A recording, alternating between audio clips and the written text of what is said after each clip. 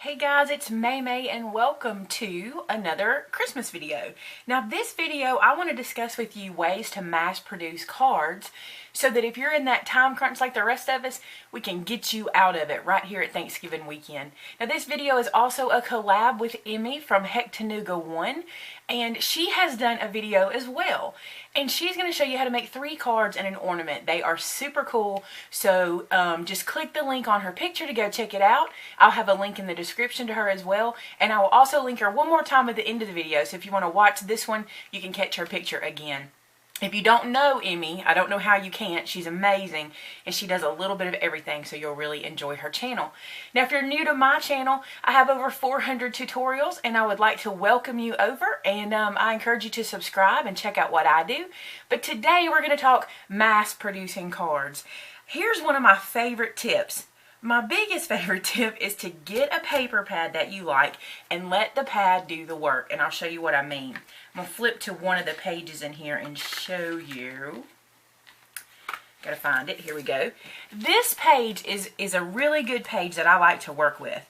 A lot of times in your paper pad, you're going to have something like this that has these tags in it that you can turn them into tags, or you can just use them as they are. This is a very good piece if you're wanting to mass produce. So find a paper pad that has things like this in it where you can cut this apart, and here you can see you can get 12 different pieces to use on a card.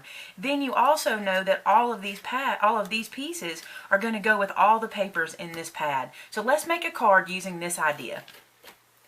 Now for this style of card, the first thing you want to do is separate these pieces off of the sheet where they're all multiples. And typically it's easiest just to stick it into your trimmer and just go to town separating them.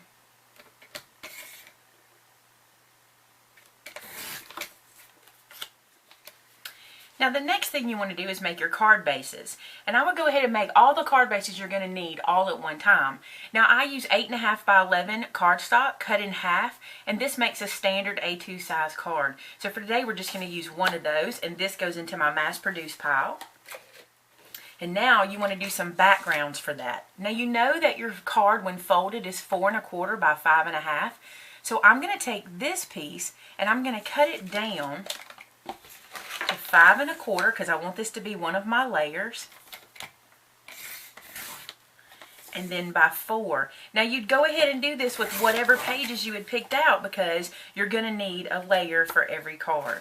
And you can use all the different papers in the pad. You don't have to use just one of them. You can use all of them. So once you have your card base and you've done your mats, then you can bring your little pieces back over that you cut out and decide which one to use on which piece of paper. That's a cute one. That's a cute one. I like this Happy Holidays. I'm going to hold that one out. And you would just decide which one you want to use. Love that one. So I'm going to go with that one. And because all the papers match, you'll be able to make this work. So let's put this card together really quickly. So for this card base, I'm going to score it at 4 1/4, and that will give me the fold line I need for an A2 card.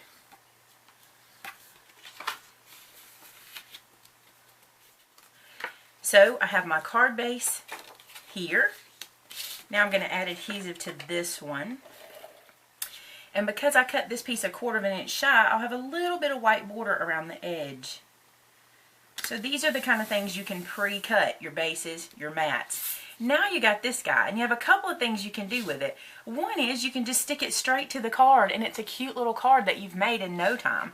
You can angle it if you'd like for it to go this way, or you can pop it up on some dimensionals like these little guys that just make things kind of, they're foam adhesive, and they make things kind of pop up. So once you do this, then he will sit up just a little bit off the back, and that looks really good. But before I do that, I want to show you one last option. I think this is super cute. You can always poke a hole in the top. Doesn't take a whole lot of time. And on all of them, you might not be able to do this. Some of them might not have a place for you to poke the hole, but this one does. So you can poke a hole in the top. Then you can take a little piece of ribbon or some seam binding like this one and just send that through the hole.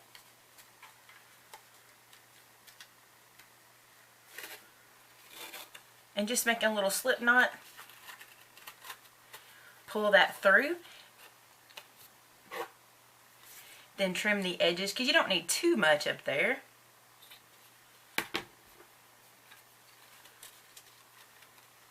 So now it looks like a tag, and we'll peel this backer off and then apply it to the card. And I like it at a little slant.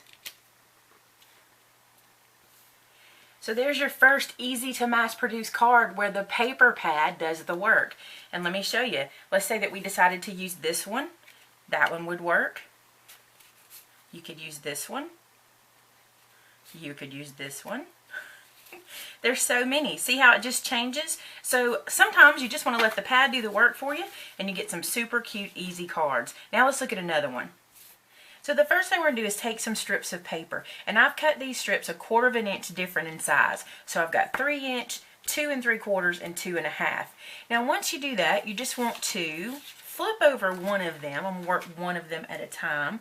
And I'm going to take a ruler. Now, if you have a cutting mat like this, you can use your cutting mat, which might even make it easier. But you can also just line your ruler up to the edge and use it. I'm going to use my cutting mat since it's here.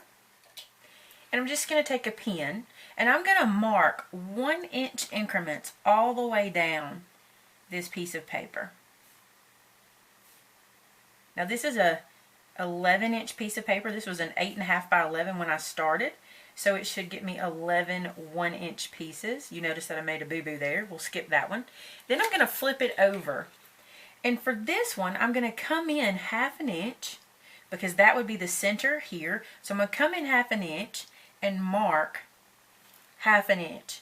Then from that, I'm going to go back to my 1 inch markings. You'll see why in a second. That'll make sense. But we're going to make some Christmas trees or some pennants, whichever way you want to use them, super quick and easy. Now if you're using if you want to use a different size tree, you'll just change these measurements. So if you want it to be a wider base than 1 inch, just stretch it out and just make sure your next mark is the center. All this will make sense as we start to cut. And you're going to take your paper trimmer or just a pair of scissors, whatever you've got on hand, and using those marks you made, you're going to line them up on a diagonal in your trimmer, okay? Lay this down and slice. Now this first piece is nothing. You can't use that one. Just get rid of it. You don't need it. Your next one, you're going to take the point and the mark and line them up on the diagonal in your slicer. And now you have a Christmas tree. And you can change this shape, like I said, by making it wider at the bottom and then just drawing your next mark at the middle at the top. And if you do this and you just keep running down your strip on your marks, you can punch out a bunch. You can just push out a bunch of these trees in no time. So I'll stop here because I've made a whole bunch for us to look at already. Now this is a bunch of them that I made previously so we could get started on the video. Now when you're doing this, you just sit down and you just slice them up and you just do your sizes all at one time. So you end up with stacks of these Christmas trees so you can push out multiple cards pretty easy. So here I have just one of each one of them to show you the varying sizes. And I also like to work in odd numbers. Some people like to work in evens. I like to work in odds. So I'm going to use these 5 on a card. Now once I make my first card, I just copy them by using all of these guys to finish them out. So I'm going to move these out of our way. Now I'm going to be making A2 size cards, which means they're 4 1/4 by 5 1/2. And what I'm going to do is make some snowdrifts, but we're going to make it quick and easy. So the first thing I'm going to do is take this white paper and I'm going to cut it into strips. My first strip will be 2 inches. My next strip will be 3 inches. Now this is another part of your mass production. We're going to make snowbanks, and the way to do it is to take that 2 inch strip and come to the edge and just cut little waves in varying sizes. It doesn't really matter. You don't even know where they're going to land up because we're going to be using them for multiple cards. So save that little drift and then do your 3 inch strip the very same way. And this one's a little bit deeper so you can make these a little deeper waves and at varying heights.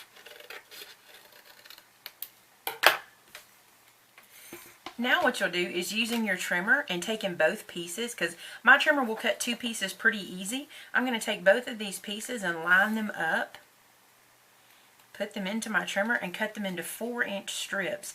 Now by doing this, it'll give me 1/4 inch border on either side on my card. So there's one snowbank for a card.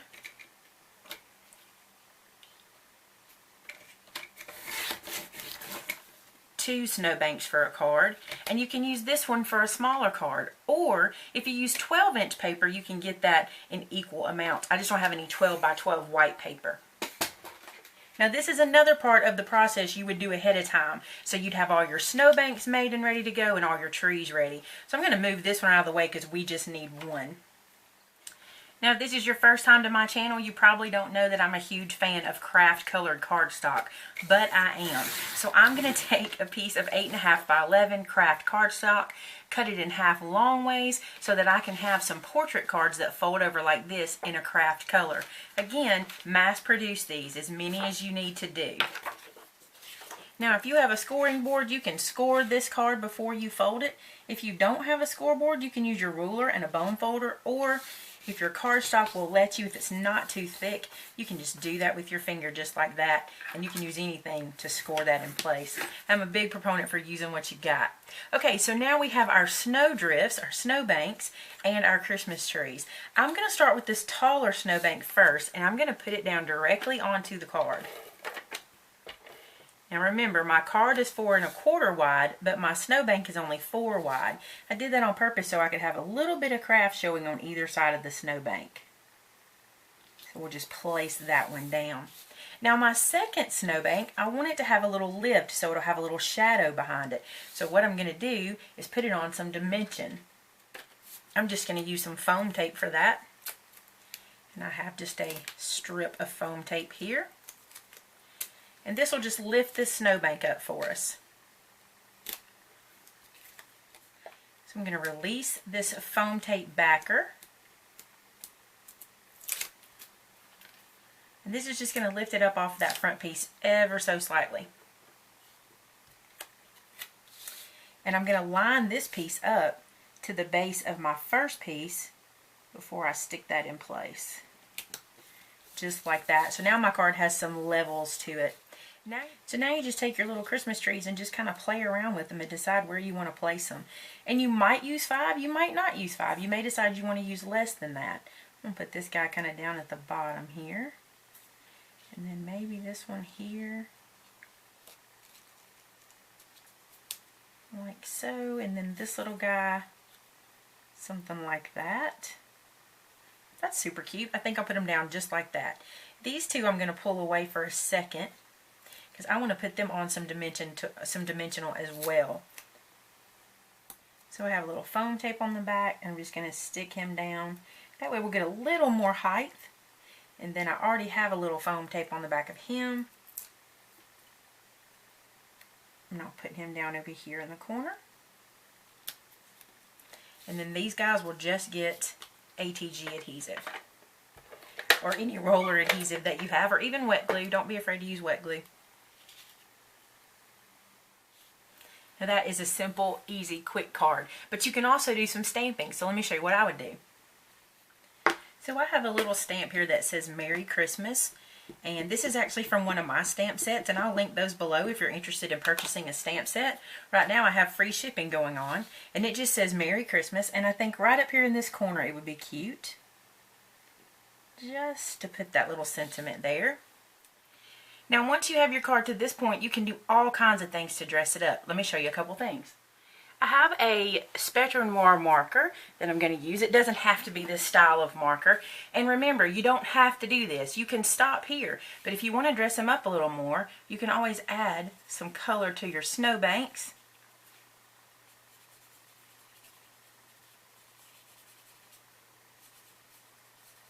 Just by using some of the marker.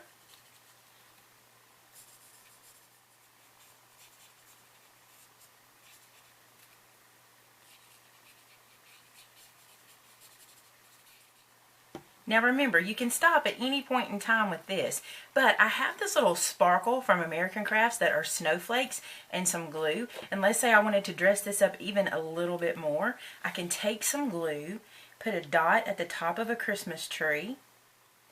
Then I'm going to use this little pick-me-up tool because it's easy to use, and grab one of these little snowflakes. And I can place that at the top of the tree and let that dry. And I can do the same with the rest of the trees.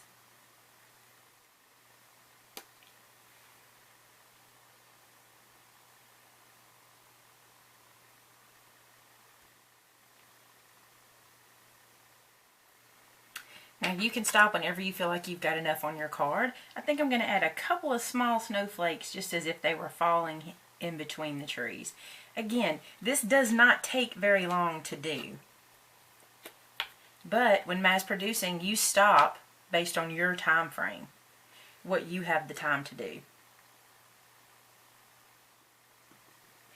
And there you go. With just a little bit more effort, you've added the snowflakes to give it the sparkle, and what a cute card that is. And see how fast we were able to make these? And I don't think these cards look mass produced at all. But if you need to squeeze some time and get some stuff done, this is a great way to do it. Alright guys, thanks for watching today. And if you came over from Emmy's channel, I really appreciate you stopping by. Please be sure to like, subscribe, and leave me a comment below and let me know if you found me through Emmy. And I want to say a big thank you to Emmy for allowing me to do this collaboration with her. I think she's wonderful. There'll be a link to her video here with a photo of what she's done for you. And there's also a link to her channel below. Hey, let her know that I sent you her way. Thanks so much, guys. Have a great weekend, and I will see you on Monday when we start our week all over again, where I do 3 videos a week. Thanks so much. Bye-bye.